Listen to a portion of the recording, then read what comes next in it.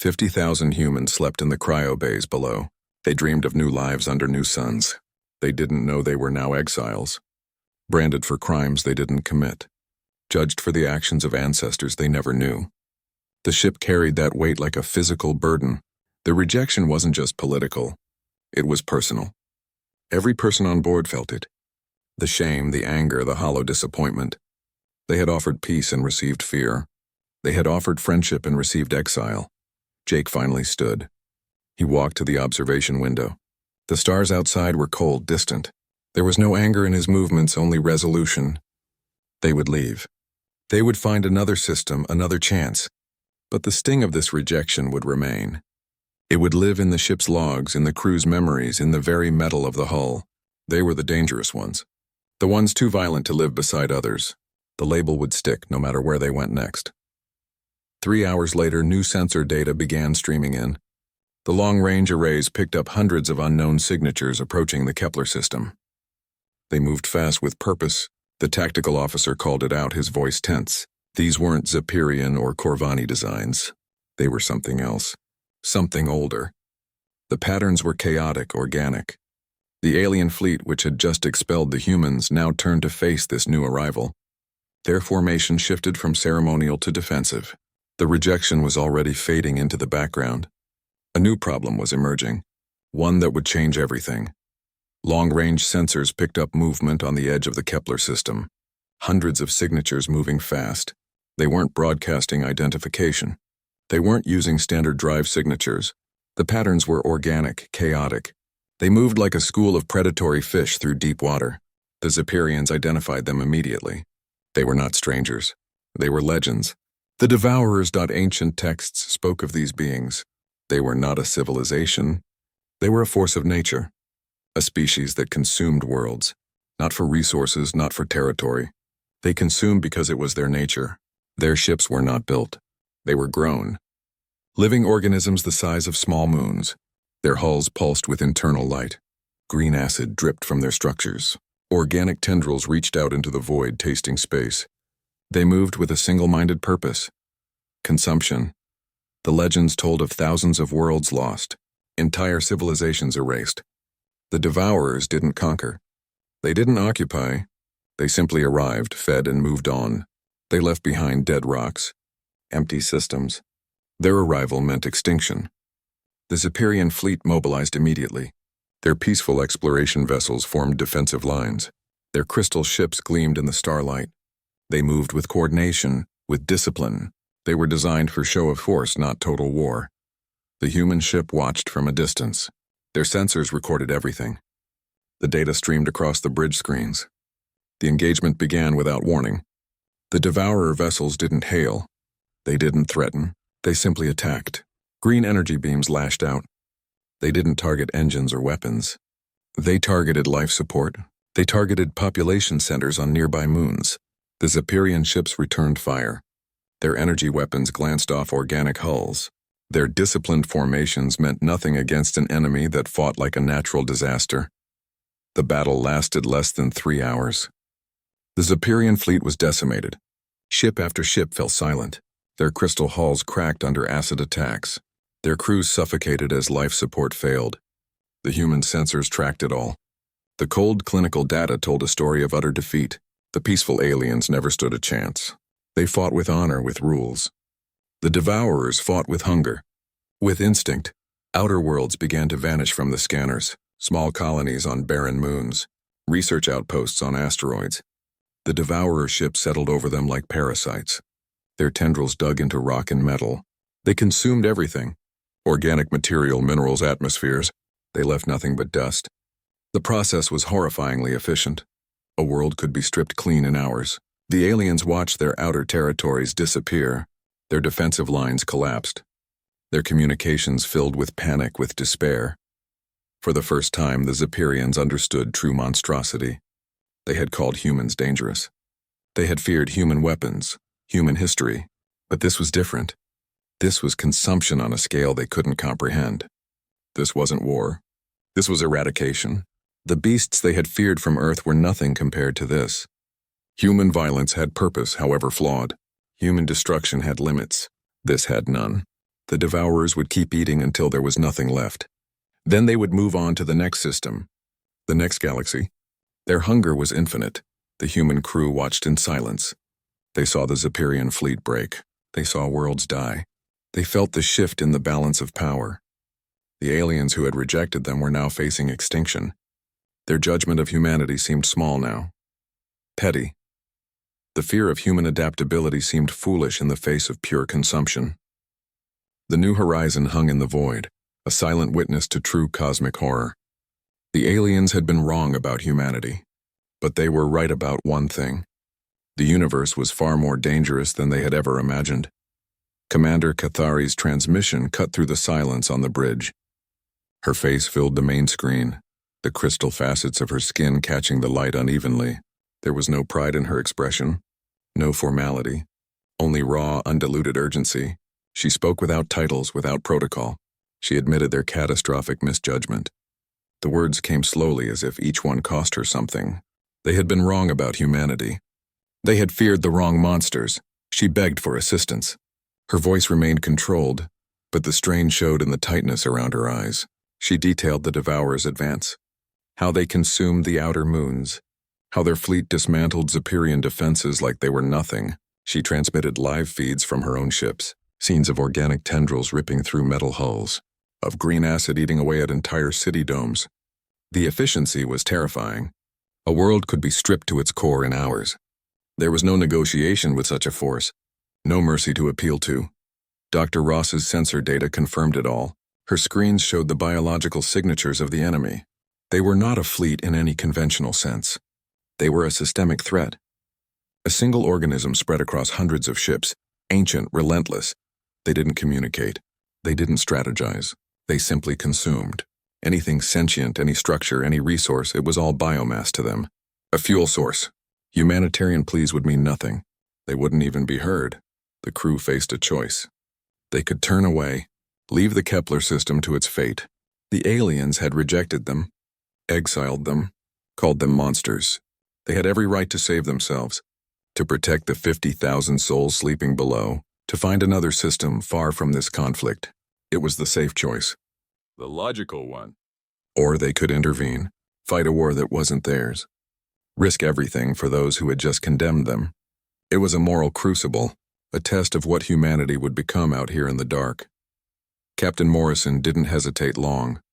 He called his senior staff to the briefing room. The atmosphere was thick with unspoken tension. They all knew the stakes. They had seen the sensor logs, the devastation. Lieutenant Commander Brady argued for intervention. She cited basic decency. The engineer, Kate Williams, pointed out their limited weaponry. Their civilian ship was not a warship. Dr. Ross presented the cold data. The Devourers would not stop at Kepler. They would keep moving. They would find other systems, other worlds. Eventually, they would find humanity again. The debate was short. The facts were too clear. This was not about forgiveness. It was about survival, theirs and everyone else's. The galaxy would remember this moment, would remember whether humanity turned its back or stood its ground, whether they lived down to the aliens' fears or rose above them. The choice would define them for centuries. It would set a precedent for every first contact to come. Jake Morrison listened to his officers. He watched their faces. He saw the fear, the doubt, but also the resolve. They were not soldiers. They were colonists, scientists, engineers, but they were also human. They carried the weight of Earth's best and worst. They knew what it meant to be called monsters. They also knew what real monsters looked like now. He stood up. The room fell silent. His decision was made. He didn't give a speech. He didn't need to. His orders were simple, direct: prepare for engagement, reroute all non-essential power to defensive systems, wake the Marine units from cryo, open the secured weapons locker. The time for peace was over. The time for protection had begun. Then the captain gave his orders. The ship that had been running away from a fight now turned back toward one. Engines fired.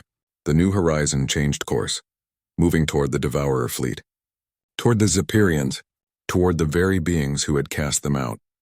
They were going to war, not for gratitude, not for a home, but because it was the only thing left to do. Engineer Kate Williams entered the briefing room carrying a heavy metal case. She set it on the table with a solid thud. The case was dark gray, unmarked, and sealed with multiple biometric locks. It looked out of place among the clean lines and soft lights of the ship. She placed her palm on the scanner. It beeped softly. The locks disengaged with a series of deep clicks. She opened the lid. Inside, nestled in foam padding, were 50 cylindrical devices. Each one was about the size of a human arm. They were matte black, featureless except for a single status light on one end. They looked deceptively simple. These were antimatter containment units, bombs, each one capable of turning a small moon into dust. The colonists had carried more than just hope for peace across the stars. They carried a last resort, a final option for when diplomacy failed utterly. The senior staff looked at the weapons in silence. This was the capability the galaxy feared. Total destructive power, the ability to erase rather than disable, to end rather than warn. These weapons represented Earth's brutal lesson from centuries of war. When pushed to the brink, when survival was on the line, sometimes the only answer was absolute destruction. They were never meant to be used. Their existence was a secret kept even from most of the crew. A dark promise made to themselves before they left Earth. A debate began around the table. Lieutenant Commander Brady argued against their use. She said it would prove the aliens right about humanity. It would make them the monsters they were accused of being. Dr. Ross countered with cold logic. The Devourers were not a political entity. They were a biological threat. You don't negotiate with a virus. You eradicate it. Engineer Williams pointed out the technical challenges. Deploying antimatter weapons near living ships carried immense risk. The containment fields could fail. The blast radius was unpredictable. Captain Morrison listened without speaking. He watched his officers. He saw the conflict in their faces. They were scientists, explorers, diplomats. They were not soldiers. They had trained for first contact, not total war. But the situation demanded soldiers. It demanded decisions they had hoped never to make. The plan taking shape required ruthless escalation. It meant hitting the enemy with overwhelming force from the start. No testing their defenses. No probing for weaknesses, just immediate absolute application of power. The stakes were clear. Trillions of lives hung in the balance across the galaxy. If the Devourers weren't stopped here, they would keep moving. They would find other systems, other civilizations. The Zephyrians had been the first to stand against them. They would not be the last. Humanity had a choice: walk away and let the galaxy burn, or become the very thing they feared most to save it. They had to embrace their own dark nature to fight a greater darkness. Jake Morrison stood up. The room fell silent. He didn't look at the weapons. He looked at his crew. He saw their fear, their doubt. He also saw their resolve. They knew what had to be done. He gave the order. Deploy the antimatter bombs. Target the largest Devourer vessels. Maximum yield. No warning. No hesitation. He accepted the terrible responsibility that came with that decision. The weight settled on his shoulders. He would carry it for the rest of his life. Humanity would fight fire with hellfire. They would use the weapons they swore never to touch. They would become the monsters the galaxy feared to save the galaxy from real monsters. The decision was made. The course was set. The battle plan took shape with terrifying efficiency. Targets were assigned. Flight paths calculated. Detonation sequences prepared. The peaceful colony ship transformed into a warship in minutes. The crew moved with purpose. There was no joy in their work, only grim determination. They were about to show the universe what humanity could do when pushed past its limits, what it looked like when they stopped holding back. 20 mining ships detached from the New Horizons docking array. These were not warships. They were civilian vessels, designed for asteroid prospecting and ore processing. Their hulls were thick with industrial shielding. Their engines built for heavy loads, not speed. Each one now carried a fusion bomb in its cargo hold. The pilots volunteered for this mission. They knew what it meant. There would be no return trip. Their objective was clear: carve a path through the Devourer frontline. The organic ships had formed a dense wall around their main fleet. They moved like a single organism, their defenses interlocking. Conventional attacks simply bounced off. The only way through was to hit them with overwhelming, concentrated force, to sacrifice 20 ships in a single coordinated blast, to trade lives for an opening. The pilots made their final preparations. Some recorded messages for their families still sleeping in cryo. They spoke quietly, calmly. They didn't say goodbye. They spoke of hope, of a future they wouldn't see. Their voices were steady. There was no panic on the comms, only a grim acceptance. They knew their death would buy time for the main assault, that their sacrifice might save billions. It was a cold equation, and they had chosen to be the solution. The ships accelerated. They moved in a tight formation, a spear point aimed at the heart of the enemy line. Their engines burned bright against the blackness of space. The Devourer vessels reacted. Organic tendrils lashed out. Acid clouds billowed toward them. The mining ships didn't evade. They held their course. Their shields glowed under the assault, starting to fail. The lead ship's hull began to crack. The pilot's breathing remained even over the open channel. Then the detonations began. The first fusion bomb went off. A sun bloomed in the darkness for a fraction of a second. The shockwave ripped through the Devourer formation. Organic ships were vaporized. Others were thrown into chaotic spins, their structures torn apart. A second explosion followed. Then a third. The chain reaction of 20 fusion cores unleashing their energy tore a massive hole in the enemy line. The light was blinding. The silence that followed was absolute. The sacrifice served its purpose. It demonstrated a willingness the Devourers could not comprehend. A species that would send its own to die for strangers. The aliens watched from their crippled fleet. The Zephyrians saw it on their sensors. The act was beyond their understanding of warfare. It was not tactics. It was devotion. It was the ultimate rebuttal to their claim that humans were only dangerous to others. They were also dangerous to themselves when it meant protecting others. The temporary corridor was open. A clear path led through the shattered Devourer vanguard straight toward the larger, more organic vessels at the rear. The front line was broken. The enemy's coordinated defense was now in disarray. The main human force now had a window, a narrow, precious window to press the attack. The antimatter ships could now advance without facing the full brunt of the enemy's forward defenses. The display on the bridge showed the expanding debris field. The 20 signatures were gone, replaced by cooling plasma and drifting wreckage. The crew worked in silence. The cost was high, but the opportunity was bought. Commander Carter studied the new tactical layout. The path was clear. His eyes moved past the chaos of the front line. He focused on the larger, slower vessels at the rear, the ones that pulsed with a different energy signature, the nursery ships. His next target. Commander Carter studied the tactical display. His eyes moved past the shattered front line, past the drifting wreckage of the mining ships. They focused on the larger vessels at the rear of the Devourer formation. These ships were different. They pulsed with a slower, deeper rhythm. Their energy signatures indicated massive biological activity. These were the nursery ships. They housed the next generation of planet consumers. The future of the entire Devourer species swam in those organic tanks. Targeting them violated every known galactic convention of warfare. Attacking breeding facilities was considered beyond acceptable limits. Most civilizations saw it as a war crime, an act of ultimate barbarism. The Zephyrians would never have considered it. Their rules of engagement prohibited strikes on non-combatant vessels. They fought with honor, even against extinction. Carter understood that. He also understood the cold math. If those ships survived, the threat would never end. The Devourers would simply retreat, regroup, and return in greater numbers. The cycle would continue. More worlds would be consumed. More civilizations erased. He justified the decision to himself. This was not about honor. It was about endings. It was about stopping the threat at its source. Eliminating the root cause. The decision meant no future Devourers would ever threaten another world. It was a final solution to a perpetual problem. It was also vengeance. Vengeance for all the species already lost to their hunger, for the civilizations that had been wiped from the galaxy without a trace. This was payback on a cosmic scale, a reckoning for millennia of consumption. Weapons locked onto the biological breeding facilities, targeting computers' calculated trajectories. Yield adjustments were made. The antimatter bombs would be set for maximum dispersion. They needed to ensure no organism, no egg, no genetic material survived. The order was given.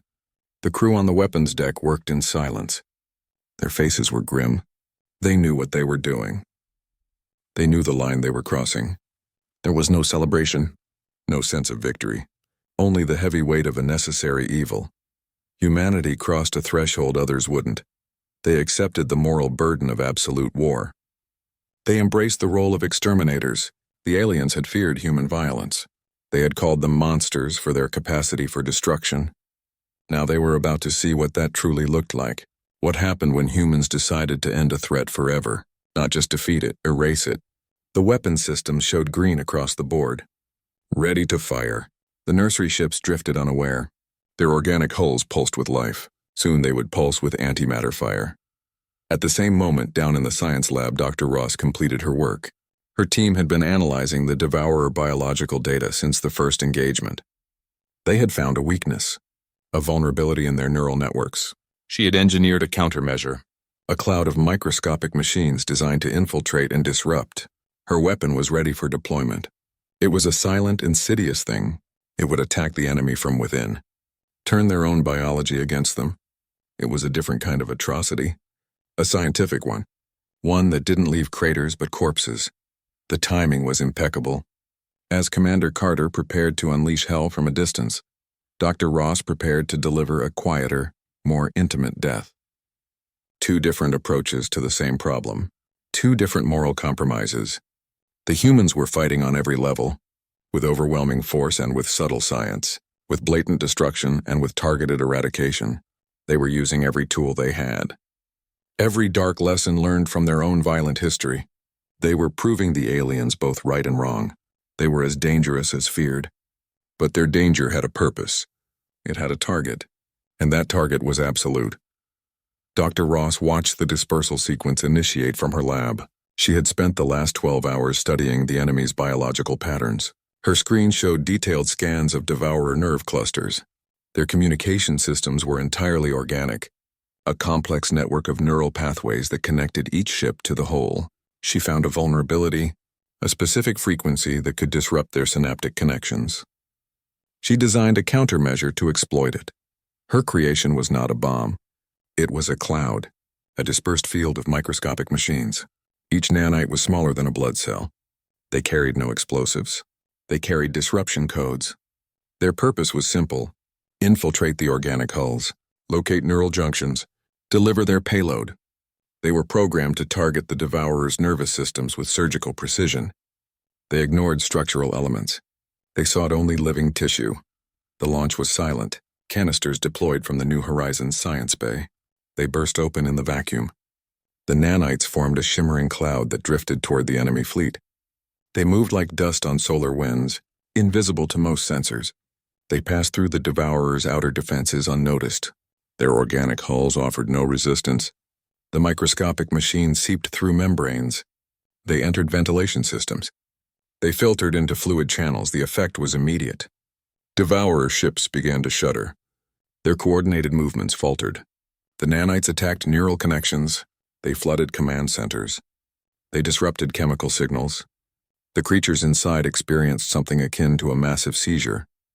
Their central nervous systems went into overload. Communications between ships collapsed. The orderly swarm became chaos. Vessels drifted without direction. Their organic weapons fell silent. The silence was more terrifying than the explosions. One moment the Devourer fleet moved with purpose. The next it was a field of derelicts. Ships bumped into each other. Their tendrils hung limp. Internal lights flickered erratically. The creatures inside were paralyzed. Their neural pathways were jammed. They were conscious but unable to move, unable to coordinate, unable to fight back. Human science had turned their own biology against them. Dr. Ross watched the sensor data. Her face showed no triumph, only clinical satisfaction. The theory worked. The nanites were performing exactly as designed. They were disabling the enemy without destroying their ships, without causing massive structural damage. This was a different kind of warfare, cleaner, more precise, also more intimate. It attacked the enemy's mind instead of their body. It left the hulls intact but the crews incapacitated. The bridge crew saw the change in the tactical display. The Devourer fleet was no longer a threat. It was a collection of disabled vessels drifting helplessly. The antimatter bombs could stand down. The nursery ships could be spared for study. The path was clear for boarding actions. The Marines had their opportunity. They could take control of these ships, capture prisoners, gather intelligence, The battlefield had shifted from destruction to acquisition. Marine units prepared to board the disabled vessels. They checked their gear, gas canisters for paralyzing any remaining resistance, cutting tools for organic bulkheads, body cameras for intelligence gathering. They moved with efficiency. No wasted motion. They knew what waited inside those ships. Creatures in agony, beings whose minds were trapped in non-functional bodies. It would not be a clean fight. It would be a slaughter, but it was a necessary one. The nanites continued their work. They would remain active for hours. They would ensure no ship regained control. No crew recovered its functions. They were the perfect silencing weapon. They turned the enemy's greatest strength, their biological unity, into their greatest weakness. The Marines began their approach. Their boarding pods shot toward the silent devourer vessels. The organic hulls awaited them. The battle was over. The cleanup was about to begin. Marine units flooded the disabled devourer ships. Their orders came directly from Commander Carter. Priority was swift slaughter, not mercy. They moved through airlocks in tight formations. Their boots stuck to the organic flooring. The corridors pulsed with faint light. The walls breathed. The entire ship felt alive, even paralyzed. The teams carried specialized gear. Gas canisters filled with neuroinhibitors. These would ensure any still functioning crew remained incapacitated. They moved toward the command centers. The goal was to capture a few key prisoners for intelligence. The rest were to be eliminated. There was no time for prisoners. No room for compassion. This was a cleanup operation. A necessary brutality. The Marines encountered the Devourers for the first time. They were unlike anything from Earth. Multi-limbed creatures with chitinous plating. Their bodies were twisted combinations of predator and processor. Some were still twitching from the neural attack. Their limbs jerked involuntarily. Their many eyes stared without seeing. The Marines didn't hesitate. They fired focused plasma bursts. The weapons cut through organic material with ease. Their efficiency was chilling. They cleared corridors methodically. One team covered forward positions. Another secured side passages. A third provided rear security. They moved like a single organism themselves. Their communication was minimal. Hand signals, short bursts over secure channels. They left nothing alive behind them. The organic floors ran with strange fluids. The air filled with the smell of burnt chitin and ozone. They reached the main command center. The doors were organic membranes. They cut through them with focused lasers. Inside, larger creatures slumped over control interfaces. Their neural connections still pulsed with fading energy.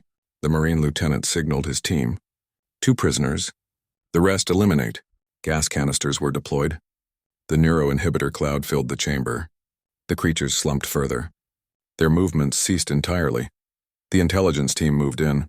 They attached neural scanners to the 2 designated prisoners. They downloaded what data they could. The creatures' minds were alien. Patterns made no sense at first. The techs worked quickly. They needed baseline readings. Understanding could come later. The rest of the command crew were terminated. Plasma fire ended them where they sat. The chamber fell silent except for the hum of equipment. The Marines continued through the ship. They found breeding chambers, storage areas filled with biological material. They cleared every compartment, every corridor. They used thermal sensors to find life signs. They left no corner unchecked. Their progress was relentless.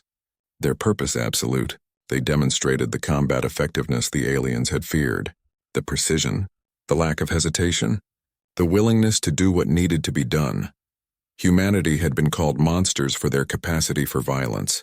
Now they were proving it, not in anger, not in conquest, but in cold clinical extermination.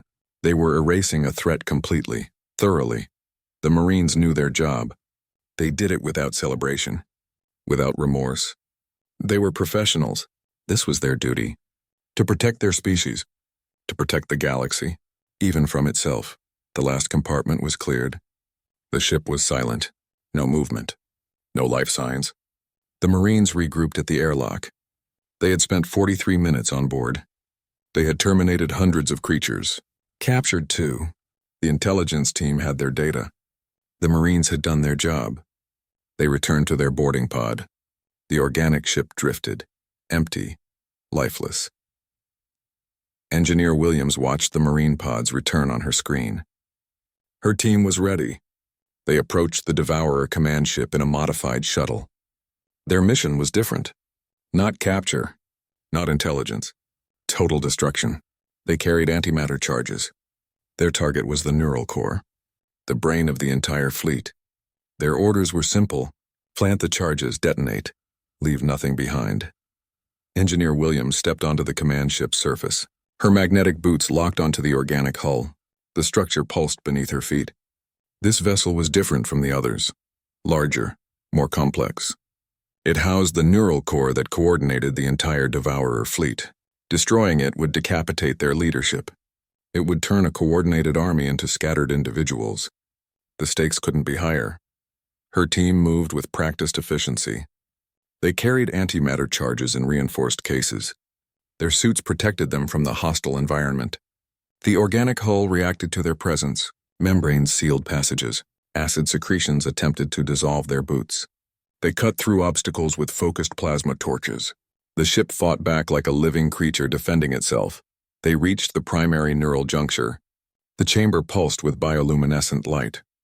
Tendrils of nervous tissue connected to a central core. This was the brain, the command center, the place where decisions were made, where coordination originated. Williams placed the first charge. Her team secured it to the organic material. The device armed silently. Its status light glowed red. They placed charges at 3 other critical points. Each location was a major neural pathway. Destroying them would ensure complete neural isolation. The ship would lose all connection to its fleet. The creatures inside would be cut off from each other, from their commands, from their purpose. The charges were set for simultaneous detonation. The timer was activated. They had 90 seconds to escape. The team moved back through the corridors they had cut. Their progress was faster now. They knew the route. They didn't bother resealing the passages. The ship's internal defenses had been neutralized during their initial entry. The only sound was their breathing over the comms. The only light came from their helmet lamps. The organic walls seemed to contract around them, as if the ship knew what was coming. They reached their shuttle with 20 seconds remaining.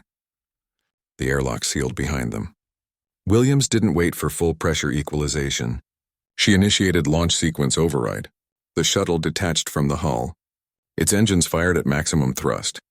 They needed distance. Lots of distance. The view screen showed the command ship shrinking behind them. It looked peaceful from outside. A sleeping Leviathan. The detonation wasn't loud. There was no sound in vacuum. The light was the first sign. A white-hot point at the center of the ship. It expanded silently, consuming the organic material, turning it to energy. The neural core vaporized first, then the surrounding structures. The ship came apart like tissue paper in a furnace. There was no debris, no large pieces, just expanding plasma, then nothing. On the bridge of the New Horizon, the tactical display changed instantly. The command ship's signature vanished. The remaining Devourer vessels stopped their coordinated movements. They drifted aimlessly. Some turned in random directions. Others simply hung motionless. Their formation collapsed. The hive mind was gone. The individual ships were now just that. Individuals, without direction, without purpose. Organized resistance ended in that moment. The fleet became a collection of separate entities, each ship acting on its own limited instincts. Some attempted to flee. Others moved toward nearby vessels as if seeking guidance. A few fired weapons at random targets. There was no strategy, no coordination. The decapitation was complete. The brain was dead. The body didn't know what to do. Captain Morrison gave the order. All human ships were to pursue. No quarter, no mercy, no prisoners. They were to eliminate every remaining Devourer vessel. The retreating enemies were to be hunted down. The scattered formations were to be systematically destroyed. This was not a battle anymore. It was an extermination. The time for half measures was over. The threat would be erased completely, permanently. Human vessels accelerated toward the drifting enemy ships. Their weapons locked on targets. Their engines burned bright against the dark. They moved with purpose, with determination. The command ship's destruction had given them the advantage. Now they would press it. They would ensure nothing survived, nothing that could rebuild, nothing that could threaten another world. The pursuit began in earnest. The hunters had become the hunted. Human forces pursued every retreating devourer ship. The order came directly from Captain Morrison. It was clear and absolute. Erase every trace of the enemy. Leave nothing behind. No survivors.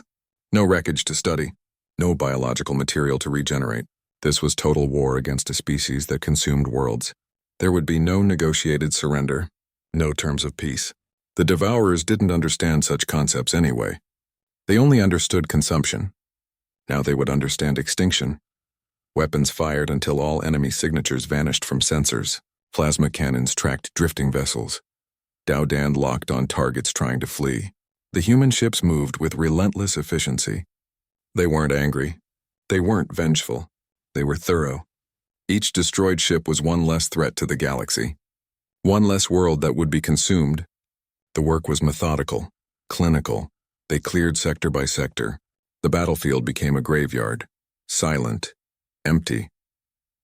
The victory was complete but came at tremendous cost. 47 human ships were lost in the engagement. Some were civilian vessels converted for combat. Others were military craft brought out of storage. They had sacrificed themselves to create openings. To draw fire. To complete missions. Their names scrolled on memorial displays. Their crews would be remembered. The price of victory was written in those losses. Approximately 3,000 crew members died in the battle. They weren't soldiers by training. They were engineers, scientists, miners, colonists. People who had signed up to build a new world, not fight an ancient evil. They died protecting those who had rejected them, protecting a galaxy that feared them. Their sacrifice would be recorded in the ship's logs. Their families would be told they died for something greater than themselves. The weight of those losses settled over the bridge. The devourer threat was eliminated completely from the galaxy. Every ship accounted for. Every signature tracked to destruction. The neural core was gone. The nursery ships were vaporized. The scattered remnants were hunted down. There would be no second coming. No hidden eggs waiting to hatch. The job was done. Absolutely, finally. The silence that followed was heavier than the battle noise. It was the silence of something that would never exist again. The Zephyrians watched in stunned silence from their remaining ships. Their sensors showed the entire engagement. They saw the human pursuit, the total destruction, the absolute commitment to eradication. They had never witnessed such thoroughness, such willingness to do what needed to be done. Their own military traditions valued restraint. Proportional response. They fought to disable, not destroy. What they saw was something else entirely, something beyond their understanding of conflict. Their crystal ships drifted among the wreckage of their own fleet. They had lost hundreds of vessels, thousands of their people. They had been moments from total extinction. Then the humans they feared had done what they could not. They had not just fought back. They had erased the threat, completely, permanently. The Zephyrian commanders exchanged looks across their communication channels. There were no words, only the reality of what they had witnessed. The human ships began regrouping. Their weapons cooled, their engines slowed. They moved to assist damaged Zephyrian vessels. Medical teams prepared to cross over. Engineers offered repair assistance. The shift from total war to humanitarian aid was immediate, seamless. One moment they were exterminators. The next they were rescuers. The duality was jarring. The capacity for both absolute violence and compassionate aid existed in the same species. The same ships, the same people. The Zephyrian High Command received the final battle report. The data was incontrovertible. The devourers were gone. Every last ship, every last creature, the threat that had consumed civilizations for millennia was ended. By the humans, by the species they had rejected, by the monsters they feared. The report included human casualty figures. The numbers were stark. The cost was real. The Zephyrians had to reconcile two truths. Humanity was as dangerous as they feared, and that danger had just saved them all. High Arbiter Vithlan appeared on the view screen once more. His crystal features seemed less rigid now. The light through his skin patterns moved more gently. He spoke directly to Captain Morrison. His words were formal but carried genuine emotion. The Zephyrian leadership formally acknowledged their misjudgment. They admitted they had been wrong about humanity. They praised the heroic sacrifice against impossible odds. They recognized the 3,000 human lives lost. The 47 ships destroyed, the courage shown by civilian pilots on suicide runs. They understood now that humanity's capacity for violence was matched by their capacity for protection. The broader galaxy began debating what this victory meant. News of the engagement spread through communication networks. Dozens of species reviewed the sensor data. They saw how humanity fought. They noted the complete erasure of the devourer threat. The term Great Cleansing entered galactic discourse. It was spoken with both awe and fear. Some species saw it as necessary. Others saw it as excessive. A line had been crossed that most civilizations wouldn't contemplate. The total commitment to annihilation made many uncomfortable. Observers noted how humans didn't just defeat the devourers. They erased them. They hunted down every ship. They destroyed every biological sample. They left nothing to chance. Nothing to regenerate. The thoroughness was unprecedented in galactic history. Most conflicts ended with treaties, with prisoner exchanges, with reconstruction. This ended with absolute silence where an entire species once existed. The finality was what disturbed many observers. The lack of any possibility for redemption or renewal. The Galactic Council convened an emergency session. They recognized Earth's people possessed unique protective power. They acknowledged that humanity could handle threats that peaceful civilizations couldn't. This recognition came with deep unease. The very power that saved them also terrified them. Civilizations that valued peace above all now faced a difficult truth. Sometimes peace required monsters to enforce it. Sometimes protection required destruction. The debate began about humanity's role in galactic security. Should they be embraced as protectors, or feared as potential conquerors? The discussion divided the council. Some species argued for immediate integration. They wanted human protection against other threats, pirates, aggressive expansionists, ancient dangers not yet awakened. Others cautioned against it. They worried about giving too much power to one species. They feared humanity might become what they fought. The debate reflected the central paradox. The monsters had become saviors, but at what cost? 3,000 human lives, 47 ships, the moral burden of total war, the permanent stain of genocide even against monsters. Captain Morrison received a formal offer from the Galactic Council. It was transmitted on all diplomatic channels. The message was clear, precise. They offered humanity a designated role as galactic guardians, a formal position within the security infrastructure. It came with resources, territory, authority. It also came with expectations. They wanted the humans to do what they had just done, to protect the peaceful species from threats they couldn't handle themselves. To be the sharp edge against the darkness, the offer was not framed as gratitude. It was framed as practicality. The Council had seen what humanity could do.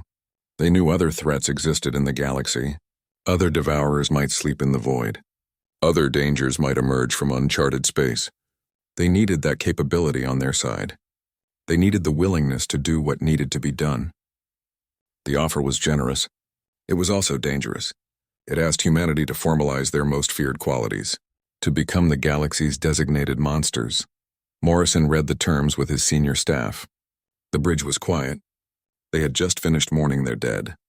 They had just completed repairs on damaged systems. They were colonists, not soldiers. But the galaxy now saw them as warriors, as protectors, as executioners. The offer represented a new path. Not the peaceful colonization they had dreamed of, but a role that used their darkest talents for others' benefit. They would have to decide whether to accept this burden, whether to become what the galaxy needed them to be. The Galactic Council's offer arrived in a crisp data packet. It laid out a formal role for humanity as guardians. The position involved policing dangerous regions of space, patrolling unstable borders, responding to emerging threats. It came with resources, territory, and authority. It also came with expectations.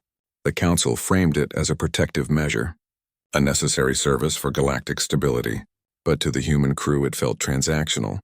They had just sacrificed ships and lives. Now they were being offered a job, a permanent position as the galaxy's enforcers. Earth would serve as a deterrent. They would handle threats that peaceful civilizations couldn't or wouldn't. Pirates, aggressive expansionists, ancient dormant horrors. The Council had seen what humanity could do. They wanted that capability on their side. They needed someone willing to make the hard decisions, to cross the lines others wouldn't. The offer was generous. It was also isolating. It asked humanity to institutionalize their most feared traits. Captain Morrison gathered his senior staff. They debated the proposal in the briefing room. The atmosphere was heavy. Lieutenant Commander Brady called it becoming the galaxy's attack dogs. She worried about the moral cost, using their capacity for violence as a service. Engineer Williams saw the practical benefits: resources, a home for their people, a purpose. Dr. Ross analyzed the long-term risks. Power without oversight corrupts. Absolute power corrupts absolutely. They weighed the risk of corrupted power against the benefits of galactic stabilization. The theme emerged through their discussion. Restrained power protects. Unchecked power destroys. They had just demonstrated both. They had used overwhelming force to save civilizations. But they had also erased an entire species. The line between guardian and conqueror was thin. They needed accountability. They needed to serve the galaxy without becoming its masters. The debate wasn't about accepting the role. It was about defining its limits, about ensuring they remained servants, not rulers. After intense discussion, Jake formulated their response. He transmitted it directly to the Council. His message was clear. Humanity would accept the guardianship role. But they rejected servitude. They would not be attack dogs. They would be partners. Their authority would come with conditions. They demanded a seat on the Council, a voice in how their power was used. They insisted on oversight from member species. They would protect but not dominate, serve but not subjugate. His statement reframed humanity's cosmic identity completely. They were not monsters for hire. They were not weapons to be pointed. They were protectors by choice. They would use their feared capabilities for the greater good, but only under agreed terms, only with shared responsibility. The galaxy had asked for their strength. They would give it. But they would also give their principles, their restraint, their commitment to something beyond mere survival. The Council received the response. They had expected gratitude, simple acceptance. They received a negotiation, a demand for partnership. It forced them to see humanity differently, not as tools, not as mercenaries, as equals, as responsible actors with their own ethical framework. The discussion shifted from how to use humanity to how to work with them. The power dynamic changed in that moment. The monsters were not tamed. They were domesticated willingly, on their own terms. Captain Morrison's statement became a foundational document. It was studied across countless worlds. It showed that power required wisdom, that strength demanded responsibility. Humanity would stand guard against the darkness. But they would do so with their eyes open, with their conscience intact. They accepted the burden of protection. They rejected the corruption of absolute power. They chose to be guardians, not gods. The galaxy would sleep safer, knowing that distinction was firmly in place. 1 year later, the third planet of the Kepler system hosted a flourishing mixed colony. Human families built homes under alien skies. Their structures stood beside Zephyrian crystal dwellings. The air carried the sounds of different languages. Children played in fields that grew both earth crops and native flora. The colony was not just a settlement. It was an experiment, a test of whether different species could truly coexist, whether trust could be built after such a violent beginning. 17 species now sought protection from various threats. They sent delegations to the new colony. They asked for help against pirates, against aggressive neighbors, against natural disasters they couldn't handle alone. The Galactic Council had long ignored these problems. They feared escalation. They preferred diplomacy even when it failed. They valued peace over justice. That changed after the Devourer War. They had seen what happened when threats were left unchecked. The Guardianship Pact reshaped galactic politics dramatically. It created a new power structure, one that valued action over procedure, results over protocol. Species that had been victims now had recourse. They could request human intervention. They could ask for protection without fearing bureaucratic delay. The system wasn't perfect. It raised tensions among council members. Some saw it as necessary. Others saw it as dangerous precedent. Alien observers watched humans closely. They looked for signs of Earth's old nature. They feared humanity might revert to aggression if provoked. They monitored military exercises. They studied colonial policies. They analyzed every decision Captain Morrison made. They wanted reassurance that the Guardians would remain Guardians, that they wouldn't become conquerors. The fear never completely disappeared. It lived in the quiet spaces between formal meetings. In the cautious way some species interacted with human settlers. Protective power required constant moral vigilance, not just victory. The humans understood this better than anyone. They had felt the weight of their own capacity for violence. They knew how easy it would be to cross lines, to use their power for control rather than protection. They implemented strict rules of engagement. They established oversight committees with mixed species representation. Every military action required civilian approval. Every weapon deployment needed multiple authorizations. They built systems to keep themselves in check. Lieutenant Commander Lisa Brady's work became more crucial than ever. She moved from translation to mediation. Her team helped species understand human decisions. They explained why certain actions were necessary, why sometimes force was the only answer. They also explained the limits humans placed on themselves, the safeguards they built. Her work turned fear into understanding. She showed that humanity's strength was matched by their restraint, that their power was guided by principle. The colony expanded slowly, carefully. Each new species added brought new challenges, new cultural conflicts, new fears to overcome. The humans didn't force integration. They let it happen naturally. They provided security. They shared technology. They offered medical assistance. But they never demanded compliance. They led by example rather than by command. They showed that protection didn't require domination, that strength could serve rather than rule. The galaxy watched and learned. They saw human children playing with Zephyrian young. They saw mixed teams working on construction projects. They saw joint security patrols keeping the peace. The evidence was there in daily life, in small moments of cooperation. The fear didn't vanish overnight, but it lessened with each passing month. Each successful interaction, each crisis handled without excessive force. The colony became a living argument for the guardianship model, proof that monsters could indeed become protectors, that the most dangerous species might also be the most necessary. Lieutenant Commander Lisa Brady's recordings became essential viewing across the galaxy. Her calm voice and precise explanations reached countless species. They served as a bridge between humanity and those they now protected. Her role had evolved far beyond simple translation. She became a legitimizer of cooperation, a trusted voice in a nervous galaxy. Her work gave context to human actions. It made the terrifying understandable. She helped species grasp humanity's complex nature. She didn't hide their capacity for violence. She explained it. She showed how it was balanced by their capacity for compassion. Her analysis was clinical, not apologetic. She presented humanity as a species of contradictions, builders and destroyers, healers and warriors. Her work made a simple but profound argument. Sometimes monsters were necessary. Sometimes the galaxy needed a sharp edge to keep the peace. The reactions varied widely. Some species watched her recordings with awe. They saw humanity as heroic saviors. Others reacted with deep fear. They saw the Devourer War not as a rescue but as a demonstration of ultimate power. Many felt a grudging gratitude. They were glad the humans were on their side, even if they made them nervous. The galaxy was learning to live with a new reality. Protection came with a price.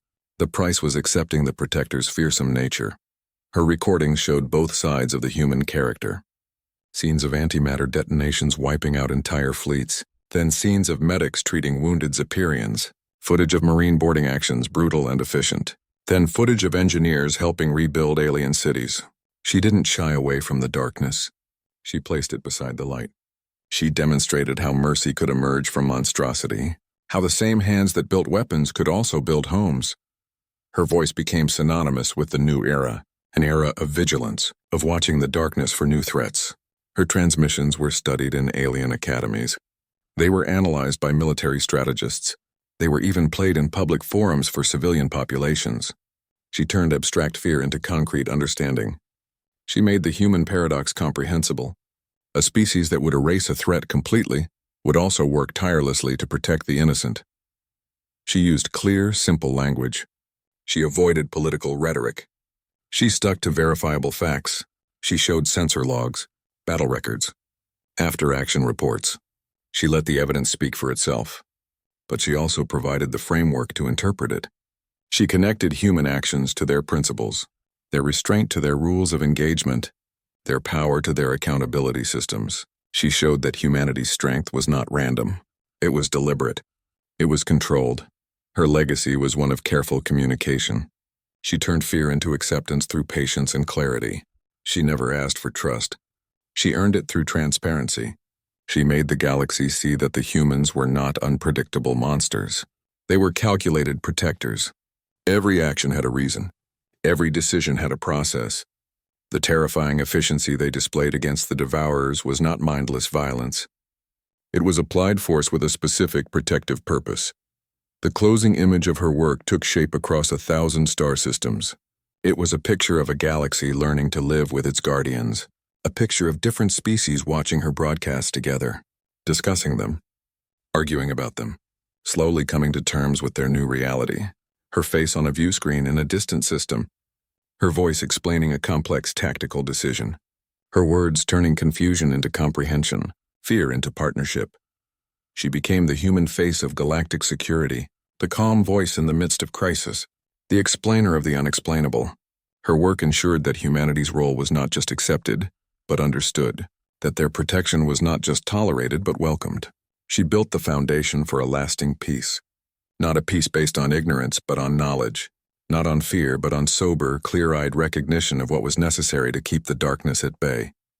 Human guardian ships patrolled the space lanes like metal angels. Their sleek forms cut through the void with quiet purpose. They moved in pairs covering vast sectors that peaceful species avoided. Their hulls reflected distant starlight. Their engines glowed with contained power. They were always present, always watching. A constant reminder that protection existed in the darkness, but also a reminder of what that protection cost. They represented both safety and threat. Their very presence made the galaxy nervous. Civilizations knew they were protected. They also knew what their protectors were capable of. The memory of the Devourer War lingered. The total eradication of a species, the absolute commitment to destruction. The ships were beautiful. They were also terrifying. They embodied the human paradox, the capacity for both creation and annihilation contained in the same metal frames. The galaxy remained uneasy about Earth's children. They accepted the protection but feared the protectors. They watched the guardian ships on their sensors. They noted their positions, their patrol patterns. They wondered what would happen if humanity ever turned that power inward. If the guardians became conquerors, the fear never went away. It lived in the quiet transmissions between systems, in the way some species still hesitated before requesting help. They needed the humans. They also feared needing them too much. The narrative across 1,000 worlds explored how monstrosity could be reframed, how something terrifying could become necessary, how a threat could transform into a shield. Scholars debated the ethics. Historians analyzed the Devourer conflict. Philosophers questioned whether any species had the right to erase another. The discussions were heated. They were also academic. Because in practice, when pirates attacked a colony, when a new threat emerged, the first call was always to the humans. Theory meant little when your world was burning. Humans were monsters when mercy was unavailable. When negotiation failed, when the enemy understood only force, they became what the situation demanded. They didn't enjoy it. They didn't seek it out. But when pushed to the brink, they would cross lines others wouldn't. They would make decisions that haunted them. They would carry the weight of those choices forever. Their monstrosity was a tool, a last resort, a final option when all others were exhausted. The true test was choosing costly protection over easy escape. Anyone could run away. Anyone could save themselves. The hard choice was turning back, facing the danger, spending lives and resources to protect those who might never thank you, to fight for civilizations that feared you, to become the monster so others could remain innocent. That was the burden humanity accepted. That was the line they walked every day. The choice between easy survival and difficult protection. Captain Jake Morrison and his crew walked this line with reluctant pride. They didn't celebrate their power. They respected it. They knew its cost. They had lost friends in the Devourer War. They had made decisions that would haunt them forever. They accepted the reality of their role. They were the sharp edge, the last warning, the final answer when all others failed. They took no pleasure in it. They simply did what needed to be done. They accepted the burden of being what others needed them to be. Sometimes that meant diplomats, sometimes healers, sometimes destroyers. They adapted to the need. They became the solution to the problem presented. They didn't complain about the inconsistency. They understood that protection required flexibility. That saving lives sometimes meant taking them. That being guardians meant embracing all aspects of their nature, the light and the dark. Sometimes monsters were needed to keep real darkness at bay. The galaxy was vast and old. It contained threats beyond comprehension, horrors that would consume worlds without thought, dangers that couldn't be reasoned with. Against such threats, peace was worthless. Diplomacy was meaningless. Only strength mattered. Only the willingness to fight absolute evil with absolute force. Humanity had that willingness. They had proven it. They maintained it. They stood ready to prove it again. The question lingered across 1,000 worlds. Was the price worth it? Was safety worth living under the watchful eyes of such powerful guardians? Was protection worth the constant fear of the protectors? Different species answered differently. Some welcomed the guardians. Some tolerated them. Some secretly plotted against them. But all slept better at night knowing the metal angels patrolled the void. Knowing that when real darkness came, something would stand against it. Something capable of fighting fire with hellfire. Something that understood that true peace sometimes required terrible violence. The question would never be fully answered. It would simply be lived with. Like the guardians themselves, a permanent, necessary uncertainty in a dangerous universe. Humanity's journey from monsters to guardians redefined cosmic ethics. They were feared for their capacity for destruction, then needed for that same terrible strength. The lesson was clear. Power requires responsibility, not just force. The price of such power is eternal vigilance against one's own nature. To wield such force, they must constantly question their motives, restrain their instincts, and remember the cost of crossing lines others won't. Remember that sometimes the beasts arrive not to devour but to defend. In the darkest corners of space, the most feared may become the most necessary. They declared humanity too dangerous to exist among them.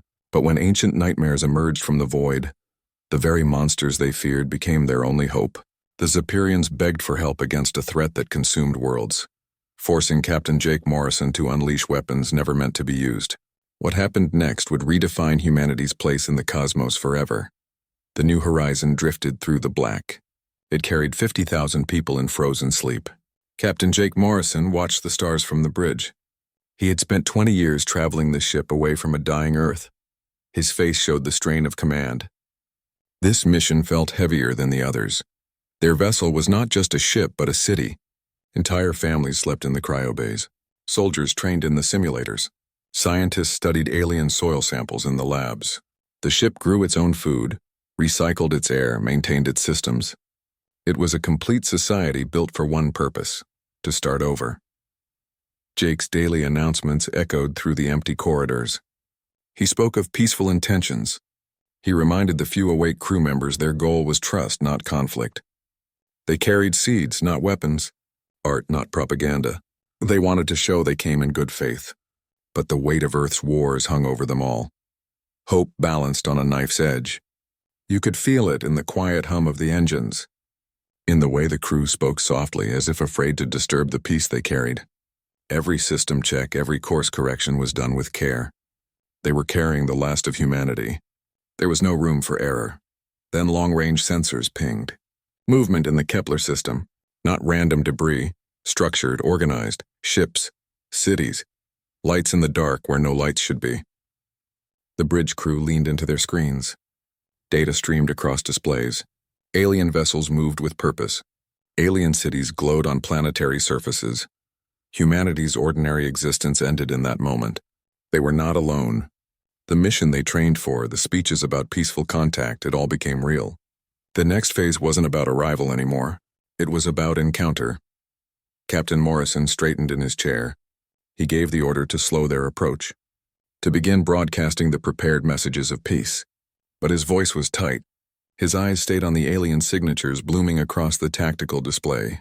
They had come looking for a new home. Instead, they found someone already living there. The real mission began not with a landing, but with a silent question hanging in the void. A question only the aliens could answer. The New Horizon drifted closer. A city of sleepers carried toward an unknown welcome. Or an unknown rejection. Lieutenant Commander Lisa Brady watched the alien light patterns dance across her screen. These weren't random signals. They were structured communications from three distinct species living together in the Kepler system. Each had evolved under different skies with different bodies, different needs. The crystal-skinned Zephyrians moved with deliberate grace. The insectoid Corvani built intricate orbital structures. The aquatic Nethys swam through their fluid-filled habitats. They shared this space without conflict. A true alliance of unlike minds. The human ship encountered their combined fleet near the sixth planet. Alien vessels formed a defensive perimeter. Their designs showed no weapons, only scanners and communication arrays. Human transmission teams sent carefully curated images. Earth's forests, oceans, cities alive with art and music. Children laughing in parks. Scientists studying stars. They broadcast messages of peace, cooperation, mutual growth. They wanted to show they came as equals, as partners. The alien response was not what they expected.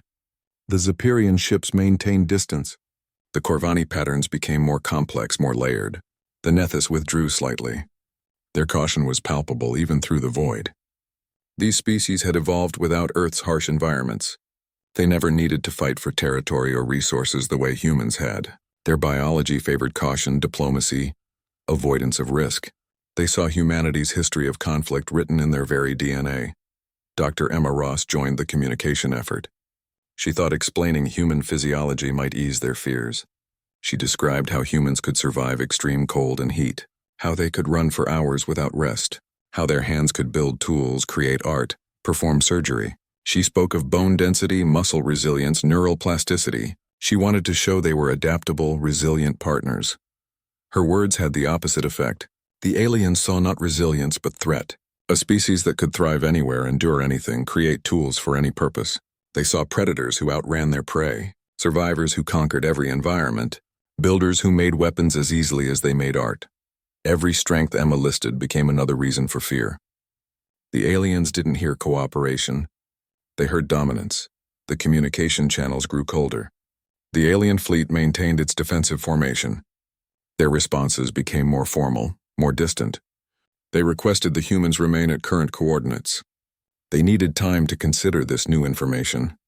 The bridge crew felt the shift. Hope began to drain from the room. They had shown their best selves, their art, their science, their children's smiles, but the aliens saw through it. They saw what lay beneath. A species shaped by struggle.